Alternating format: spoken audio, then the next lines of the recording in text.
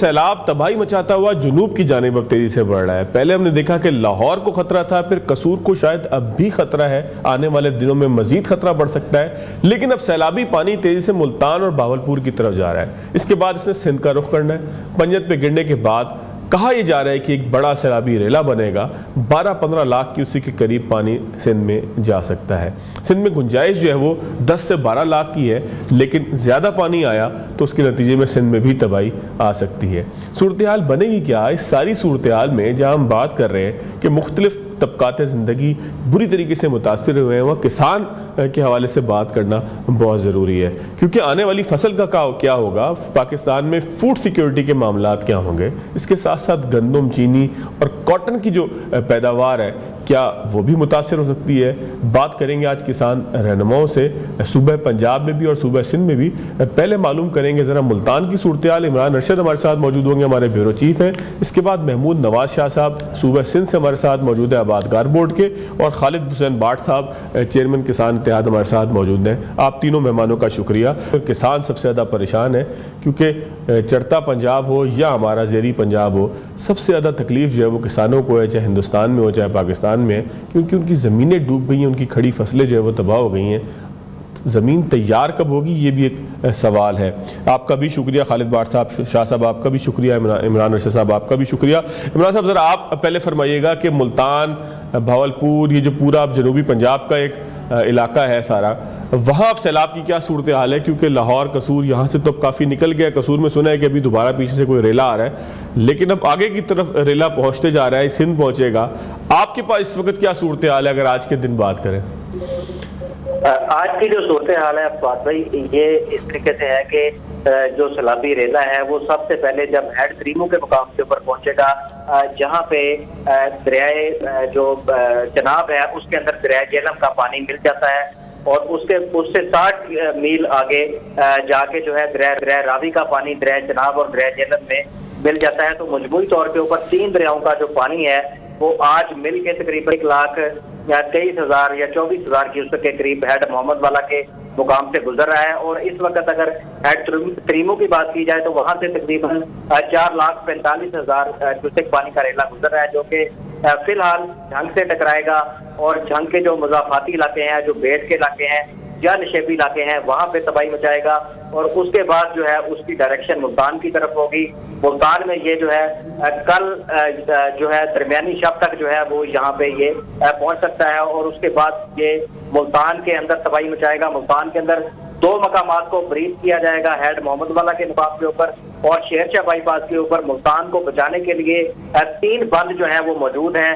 एक दरिया चनाब के हेड मोहम्मद वाला के साथ है, दूसरा बंद गोसन है और तीसरा शेरशाह बाईपास के ऊपर है। तो सबसे पहले जो 3 दरिया हैं, दरिया रावी, दरिया चनाब और उसके साथ साथ दरिया जेहलम, इन तीनों का पानी मिलके जो है तयन करेगा कि यहाँ से कितना पानी गुजर सकता है। क्योंकि एक्सपेक्टेशन क्या है इमरान, इस वक्त क्या सोच रहे हैं जो माहिरीन है, वो क्या देख रहे हैं कितना पानी आएगा?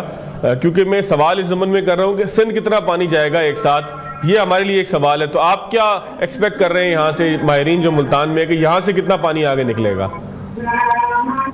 देखें, इस वक्त हेड त्रीमो के मुकाम के ऊपर जहां से पानी का तयन होना है रेले का कि आगे कितना जाएगा, उस वक्त इस वक्त जो है 4,45,000 क्यूसेक का रेला गुजर रहा है, और वो मुल्तान के अंदर पहुंचते पहुंचते तकरीबन 1,23,000 क्यूसेक तक रह गया है। और ये मुमकिन तौर के ऊपर कहा जा रहा है कि 8 लाख क्यूसेक का रेला जहां से गुजरेगा, और जैसे जैसे जो हेड त्रीमो के मुकाम के ऊपर उसमें इजाफा होता जाएगा पानी की तादाद में, अगर ये पानी 4.5 लाख क्यूसेक से ऊपर हो जाता है तो फिर यहाँ पे जनूबी पंजाब के अंदर मुल्तान से आगे मुजफ्फरगढ़, रोहिलाबारी, कोटअदू और उसके जो मुजाफाती इलाके हैं वहाँ पे शदीद सैलाबी कैफियत पैदा होगी। क्योंकि 2010 में जब सैलाब आया था तो उस वक्त मुजफ्फरगढ़ के लोग जो है वो हिजरत करके जिला लोधरा, मुल्तान इधर उधर उन्होंने पनाह ले ली थी। तो ये जो सैलाबी रेला है अगर ज़िला इंतजामिया के मुताबिक 8 लाख क्यूसेक का आ रहा है तो वो बड़ी तबाही का बायस बनेगा। इस वक्त अगर देखा जाए तो 4,00,000-4.5 लाख क्यूसेक का पानी गुजर रहा है, और मुल्तान पहुंचते पहुंचते वो 1.5 लाख क्यूसेक रह जाता है। अगर वहां से 8 लाख क्यूसेक का रेला जो है वो मुल्तान पहुंच जाता है तो यहाँ पे बहुत बड़ी तबाही होगी। क्योंकि निशेबी इलाके, बेट के इलाके वो इस वक्त मुकम्मल पानी में डूब चुके हैं, फसलें, बागात यहाँ पे पानी में डूब चुके हैं, लोग जो है नकल मकानी कर चुके हैं। अपने जानवरों को भी लेके यहाँ से जा चुके हैं। काफी सारे लोग अभी भी मौजूद हैं जो बलजिद हैं कि हम नहीं निकल रहे, उनको भी जबरदस्ती वहां से निकाला जाएगा, क्योंकि पानी की जो आमद है उसका असल तयन आज रात को हो जाएगा कि कितना पानी हेड त्रीमू के मुकाम के ऊपर दरियाए जेलम और दरियाए जनाब का इकट्ठा होकर ठीक हो गया, इतना बड़ा रेला बनाता है, और फिर उसके बाद रावी का पानी। ठीक है इमरान, मैं दोबारा आपकी तरफ आऊंगा अगर मौका लगा तो। महमूद नवाज शाह साहब, सर सिंध में 2022 का जो सैलाब था उससे इसको मुख्तलिफ किस तरह समझा जाए, क्योंकि वो सिंध का अपना सैलाब था, ठीक है दरिया सिंध में भी पानी आया था, लेकिन सिंध के मुख्तलिफ इलाकों में बहुत ज़्यादा बारिश हुई थी जिसके नतीजे में दलदली ज़मीन भी हो गई थी और पानी जो है वो खड़ा भी हो गया था ज़मीनों पर। इस मरतबा सिर्फ दरिया सिंध का सैलाब है, तो इसको सिंध में लोग काश्तकार कैसे मुख्तलिफ महसूस कर रहे हैं और इससे नुकसान क्या हो सकता है, कोई फ़ायदा भी है इसका? जी आपका बहुत बहुत शुक्रिया। सबसे पहली बात ये कि हम नुकसान की अगर बात करें कंपेयर टू 2022 से, तो 2022 से इस वक्त का जो नुकसान होगा वो बहुत ज़्यादा होगा और बहुत ज़्यादा वाइड स्प्रेड होगा। आजकल की जो हम अभी तक की जो खबरें सुन रहे हैं वो कोई इतनी अच्छी खबरें नहीं सुन रहे। जो मेजर आपके पास इस वक्त 3 खरीफ की क्रॉप्स इस वक्त मौजूद हैं, रादर 4, उसमें से 2 बड़ी सेंसिटिव क्रॉप हैं, एक है आपकी कॉटन, दूसरी है आपकी कॉर्न। तो वो तो 2 फसलें बहुत ज़्यादा असरअंदाज होंगी। ज़्यादा पता लगेगा आने वाले दिनों में कि साउथ पंजाब में किस तरह की सूरत हाल होती है। आपकी राइस ग्रोइंग बेल्ट में इस वक्त सियालकोट, जेहलम ये बहुत ज़्यादा इम्पैक्ट कर गए हैं, हाफिजाबाद, ये सारे राइस ग्रोइंग बेल्ट बहुत ज़्यादा इम्पैक्ट कर गए हैं।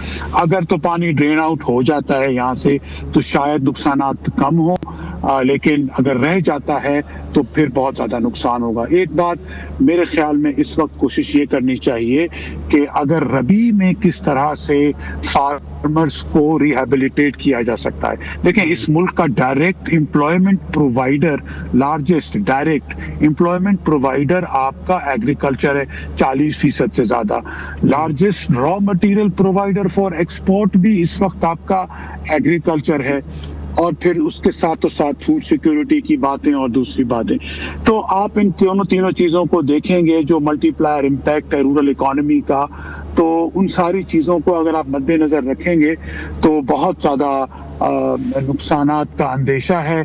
ये भी जरूर मद्देनजर रखिएगा कि पिछला साल जो हमारा गुजरा है वो one of the worst year last 2 decades गुजरा है। ना सिर्फ हमारी प्रोडक्शन कम रही बल्कि उसके प्राइसेस भी कमोडिटीज की कम रही।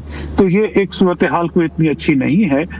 इस वक्त रिस्पांस की बात करनी चाहिए, लेकिन कुछ लोगों को बैठ के इस वक्त अगले 6-8 महीने का भी जरूर सोचना चाहिए। बिल्कुल ठीक है। मैं जरा पंजाब की सूरत हाल मालूम करूँ। खालिद साहब, क्या सूरत हाल है पंजाब में इस वक्त? कौन से इलाके ज्यादा मुतासर हैं, उससे फसलें कितनी मुतासर हुई हैं, किसानों की सूरत हाल क्या है, खौफ का आलम कैसा है? जी बहुत शुक्रिया। देखें जी, अभी की रिपोर्ट है जो हमारी अभी किसानों के आपस में हमें जो हमारा आप इसमें डेटा शेयर कर रहे हैं, कम से कम तक 3000 से ज्यादा गांव जो है ना पूरे के पूरे खत्म हो गए हैं, और 20 से 25 लाख एकड़ जो खड़ी फसलें थी जिसमें मकई है, राइस है और कॉटन है। जैसे आपका दरिया सतलुज की वजह जो पाकपतन, भावलनगर, मेलसी, व्याड़ी, भावलपुर, ये पूरी की पूरी जो पट्टी कॉटन चिश्तियां, ये कॉटन था, ये बिल्कुल आपको हमारे भाई बैठे हैं जो कॉटन जो है वो ज्यादा टाइम जो है ना पानी अगर रुक जाए तो वो नहीं अफोर्ड कर सकती। राइस थोड़ा सा कर सकता है, लेकिन राइस भी जो है 8-10 दिन से तो पानी आ गया है, लेकिन राइस भी जो है अपर पंजाब में हाफिजाबाद, सियालकोट, नारोवाल, गुजरावाला, ये पूरी की पूरी पट्टी जो है जो राइस की थी वो खत्म हो गई है। तो लिहाजा जो फसल जिसमें पानी आ गया है वो 2-3-4 दिन तो अफोर्ड हो सकता था, लेकिन अभी तो बिल्कुल वो फसलें तबाह हो गई हैं। और उसके साथ साथ जो हमारे करीब के गांव थे, माल मवेशी सब कुछ तबाह हो गया। बड़ी मुश्किल से अपनी जानें बचा के हम मुख्तलिफ अपने पीछे जो गांव में है उनमें आ गए, या जो ऊपर हाइट थी उस पर चले गए। बहुत ज्यादा तबाही है जिसका अभी अंदाजा लगाना बहुत मुश्किल है। अभी तक जो है ना गवर्नमेंट उन जगह पे भी नहीं पहुंच सकी जहां पे तबाही बहुत ज्यादा हो चुकी है। गवर्नमेंट कोशिश कर रही है, लेकिन वो क्योंकि इतनी बड़ी तबाही है उसको इस तरह नहीं देखा जा सकता। लेकिन बदकिस्मती से 2 साल से जो किसान के साथ जुल्म हो रहा है, खासकर गंदम के इश्यूज पे, हमारी पिछले साल गंदम पंजाब ने नहीं खरीदी, और इस साल जो था वो 4 सूबों ने गंदम नहीं खरीदी, और मेरे फार्मर्स ने 2100 में, 2000 में, बल्कि 1800 तक गंदम हमारी बिकी। लेकिन बदकिस्मती से आज 10 से 15 दिन हो गए, एकदम मार्केट आज जो सिंध में कराची की मार्केट है वो 9,000 रुपए बोरी बिक रही है, तकरीबन 3500-3600 रुपए में मन आ गया। 10 से 12 दिन में हमसे खरीदा गया 2,000-2,100 का और बिक रहा है इस टाइम 3500-3600 का। लेकिन 15 से 20% गंदम पिछले साल की निस्बत इस साल कम थी। और दूसरा, ना सिंध ने खरीदी, ना पंजाब, ना फेडरल ने खरीदी, तो स्टोरेज भी नहीं है, तो गवर्नमेंट के कंट्रोल में भी अभी गंदम नहीं है, जिसकी वजह से इस गंदम का रेट जो है मेरे हिसाब से 4,000 से लेके 5,000 मन तक हो जाएगा, और वो भी देर नहीं जल्दी। और हमारी गंदम की फसल आने को अभी 6 से 7 महीने बाकी हैं, क्योंकि अगर 1 महीने के अंदर अंदर पंजाब में हमारी पानी चला जाता है या हमारी जमीनें बेहती होती तो हम गंदम काश्त कर सकेंगे। लेकिन अगर ना हो सका तो गंदम की फसल भी हमारे हाथ से चली जाएगी, जिसका अभी 20 लाख मेट्रिक टन इनको 15 से 20 लाख मेट्रिक टन बाहर से मंगवानी पड़ेगी। और आगे अगर इसी तरह का सैलाबी आरत रही और जैसे सिंध में भी पानी दाखिल हो रहा है तो हम अगले साल तो इससे भी ज्यादा कम गंदम काश्त होगी, और रेट ना मिलने की वजह से भी किसान गंदम काश्त नहीं कर रहा, जिससे गवर्नमेंट की नाकस पॉलिसी और इस सैलाब की तबाहकारी ने किसान को बिल्कुल उसका खात्मा कर दिया है।